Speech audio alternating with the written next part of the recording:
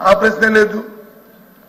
అది కాకుండా మొన్న రోజున మా సభలో ఈ సభలోనే గత వారంలో డిస్టర్బ్ జరిగినప్పుడు ఏదైతే నిరుద్యోగులకు 20 లక్షల ఉద్యోగాలు ఇస్తామని చెప్పారు, 10 నెలల కాలం అయిపోయింది. వాళ్ళు ఏం చెప్పారు, అట్టాసంగా రాబోయే కాలంలో 4 లక్షల ఉద్యోగాలు ఒక ఇంగ్లీష్ దాంట్లో వెర్షన్లు అయితే ఇచ్చేసామని ఉంది, తెలుగు వెర్షన్లు వచ్చి ప్రొవైడ్ చేస్తున్నామని చెప్పారు. సరే ఇచ్చేసామా ప్రొవైడ్ అని మరి మంత్రి అంటే లేదండి ఇవ్వలేదు, ఇంకా అది ఇవ్వబోతున్నామా, ఇవి అవకాశాలు కల్పిస్తున్నామని చెప్పారు. సరే అవకాశాలు కల్పిస్తున్నారు, ఇట్స్ ఫైన్. అవకాశాలు ఎప్పుడు వస్తాయి అనేది దానికి డెడ్ లైన్ లేదు కాబట్టి అది పక్కన ఉంది. మరి మరి రాకపోతే నిరుద్యోగం ఇస్తున్నారు కదా, అది ఎప్పటి నుంచి పెడతారు? ఆ విషయాన్ని పొందుపరచాలి కదా. బయట రాష్ట్రంలో నిరుద్యోగులు అందరూ అవునా ఈ ప్రభుత్వం వస్తుంది నాకు 3,000 వస్తుందని మీరు యాప్లు వేసి ఇంటింటికి పంపించారు కదా. మీకు రాకపోతే పర్వాలేదు, నువ్వు హాయిగా తిరగచ్చు, నువ్వు అప్లికేషన్ పెట్టుకోవచ్చు, అప్లికేషన్ కలిగి ఆ 3,000 రూపాయలతో నీకు ఉద్యోగాలకి పెట్టుకునే వెసులుబాటుని మేము ఇస్తున్నామని చెప్పింది ప్రభుత్వం చెప్పింది కదా అధ్యక్ష.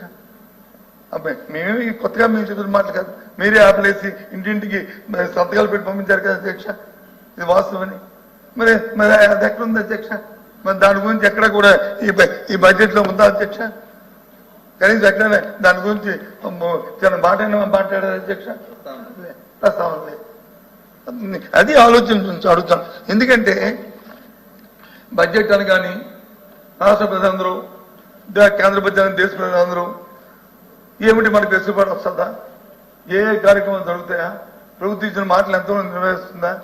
నెరవేర్స్తే అన్నారు. అంతెందుకు అధ్యక్ష, ఆడవాళ్ళకు వచ్చి ఉచిత బస్సు, మహిళకు ఉచిత బస్సు ఇస్తున్నారు. నేను ఇంతకు ముందు ట్రాన్స్పోర్ట్ మినిస్టర్కి వచ్చేసాను అధ్యక్ష. నాకున్న అనుభవంతో ఇప్పుడున్న మన స్టేట్లో ఆక్యుపేషన్ రేటు 58%, 60% దగ్గర ఉంది అధ్యక్ష. అంటే 40% బస్సులు ఖాళీగా తిరుగుతున్నాయి అధ్యక్ష. ఆ ఆడబిడ్డ ఆ ఉచిత బస్సు పెడితే దానికేమి మళ్ళీ స్పెషల్గా ఆయిల్ ఇవ్వక్కర్లేదు, డ్రైవర్ జీతం ఇవ్వక్కర్లేదు, లేకపోతే ఎవరి క్లీనర్కి వాడికి జీతం ఇవ్వక్కర్లేదు, బస్సు మెయింటెనెన్స్కి ఇవ్వక్కర్లేదు. అండ్ 40% ఫుల్ఫిల్ అవుతాయి కదా అధ్యక్ష.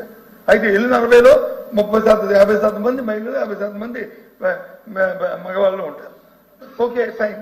ఆ 30%కి కదా మీకు గుర్తింపు పడింది. 30% మందికే మీరు ఈ ప్రభుత్వం భరించారు. ఉచిత బస్సు ఇస్తే 100 మందికి భరించగలే. ఎందుకంటే ఆల్రెడీ 60%, 40% ఖాళీకి తిరుగుతున్నాయి బస్సులు. అది మీరు ఇస్తానని చెప్పిన మాటే కదా. ఆ 30%కి ఎంత అవుతుంది? అంతా కలుపుకుంటే అయితే సుమారు 1,000 కోట్ల రూపాయలు, లేకపోతే 1,200 కోట్ల రూపాయలు అవుతుంది అధ్యక్ష. దానికి ఎందుకు మీరు ఆలోచన చేస్తున్నారు అంటే నా ఉద్దేశంలో ఏమనిపిస్తుందంటే, సరే మాట ఇచ్చాం, మా పని అయిపోయింది అని ఏదో నేను రాయలసీమను కాదు కానీ పూర్వం చనిపోయిన రాజశేఖర్ ఎక్కడ ఉన్నాడు కానీ మా ఎన్విరాన్మెంట్ మినిస్టర్ గారు రామనారాయణ గారు ఉన్న సామెత చెప్పారు. ఆయన చెప్పిన సామెత ఒకసారి గుర్తు చేస్తాను అధ్యక్ష. ఆయన కూడా కాకుండా ఏట్లు వెళ్తే వచ్చి ఏటి మల్లప్ప, ఏటి దాటిన పోరపోడి మల్లప్ప అన్నిటి ఉంటాను అధ్యక్ష. ఆ సామెతలాగా చిన్నది, దీనివల్ల పెద్ద ఒరిగేదేం కాదు. ఈ కార్యక్రమం ఎందుకు చేయట్లేదు అధ్యక్ష?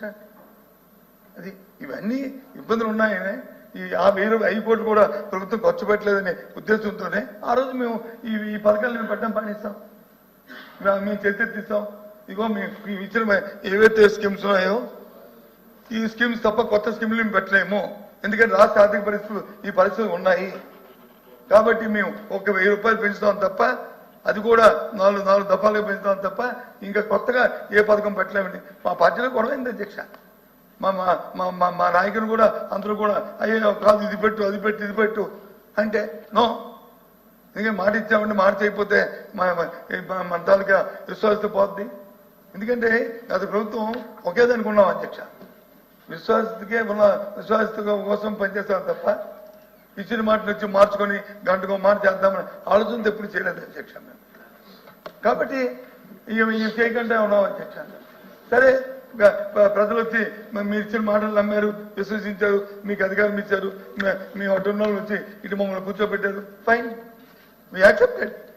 మేము కాదనుకుంటే అవదే, మేము అంగీకరిస్తున్నాం. కానీ దయచేసి ప్రజలకు ఇచ్చిన మాటలు నెరవేర్చండి. అది కూడా వేల కొలది